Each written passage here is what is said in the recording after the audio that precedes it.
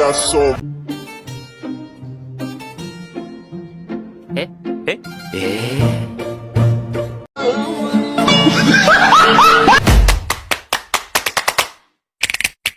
motherfucking design on right now. Bring it down, bring it down, bring it down. I got 3 old thoughts to Assalamualaikum warahmatullahi wabarakatuh. Kami dari kelompok tata guna lahan akan mempresentasikan bagaimana cara menggunakan peta, penginderaan jauh, dan SIG untuk mengetahui tata guna lahan. Saya Maulidia Diana Syifa dari kelas 12 IPS 2 nomor absen 16. Saya Ahmad Nadine Sajwa dari kelas 12 IPS 2 nomor absen 2. Saya Tri Utami dari kelas 12 IPS 2 nomor absen 28. Saya Susi Fitriani dari kelas 12 IPS 2 nomor absen 26. Saya Dilarto Harimurti dari kelas 12 IPS 2 absen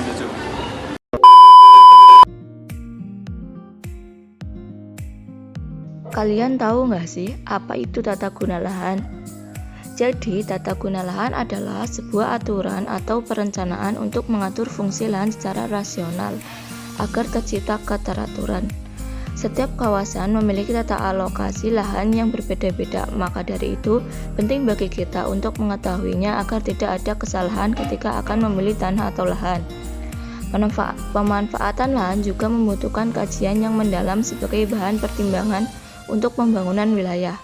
Tujuannya untuk menentukan lahan yang sesuai dengan peruntukannya. Selain penginderaan jauh, kajian tata guna lahan juga dapat memanfaatkan SIG dan peta. Melalui SIG, tata guna lahan dapat dibuat pemodelan perencanaan zonitifikasi lahan sehingga hasilnya dapat digunakan untuk perencanaan pembangunan. Kajian tata guna lahan dengan penginderaan jauh dapat digunakan untuk bidang kajian termasuk tata guna berbagai lahan seperti pertanian, lahan hutan, dan lahan permukiman. Lahan pertanian. Seperti yang kita ketahui, Indonesia merupakan negara yang agraris. Mayoritas penduduk Indonesia bekerja di sektor pertanian. Agar penggunaan lahan pertanian dapat digunakan secara optimal, diperlukan sistem yang mampu mengamati, mengidentifikasi, mendeskripsikan, penyajian, dan membuat model tentang keputusan pembangunan. Dengan demikian, kegiatan ekonomi pada lahan pertanian tetap berkelanjutan.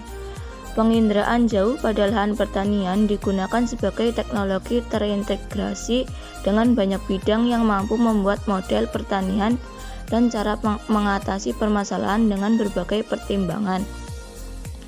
Selain itu, pemanfaatan penginderaan jauh dapat diterapkan pada 1.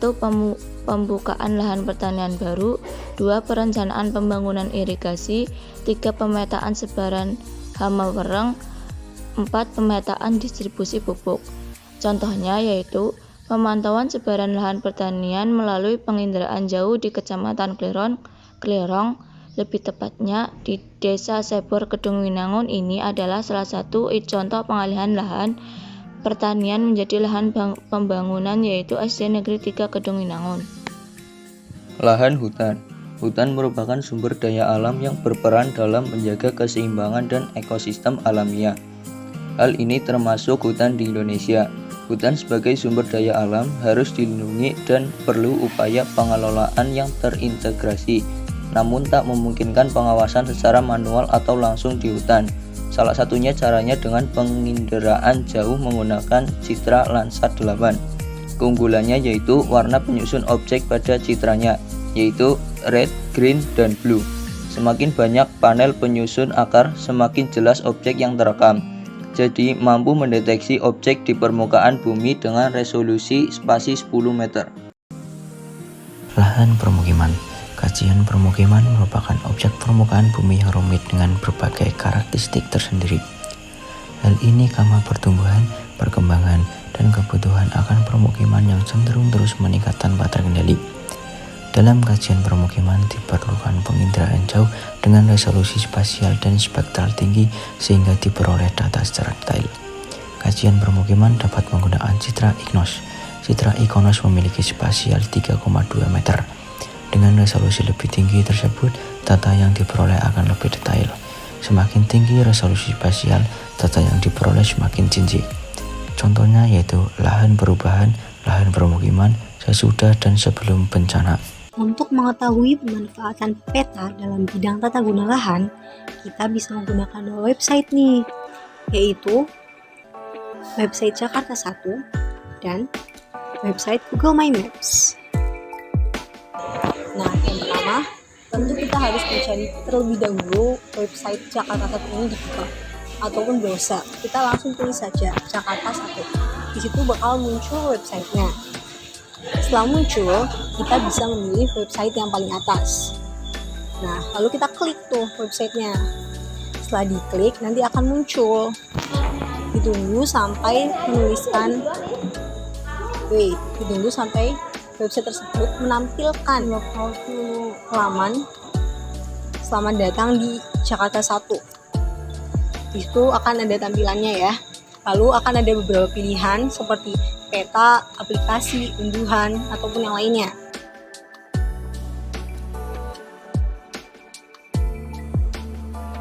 Di sini saya akan menampilkan peta. Jadi kita buka peta. Di situ ada dua pilihan, yaitu peta Jakarta 1 dan peta 3D. Nah, di sini saya akan memilih yang peta Jakarta 1.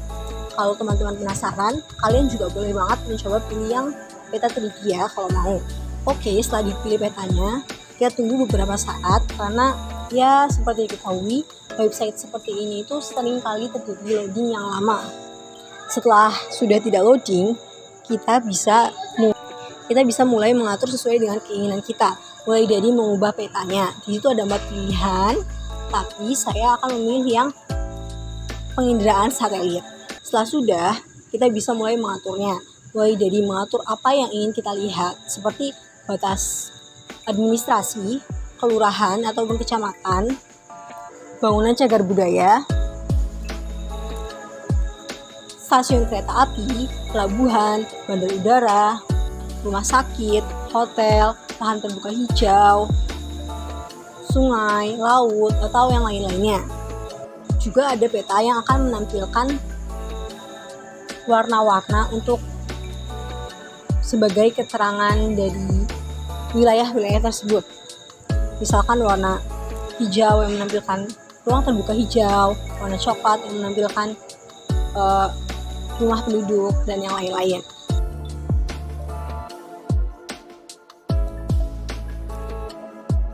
Di sini kita bisa melihat dari persebaran lahan pertanian, persebaran lahan permukiman, serta perairan Sungai Lukulo.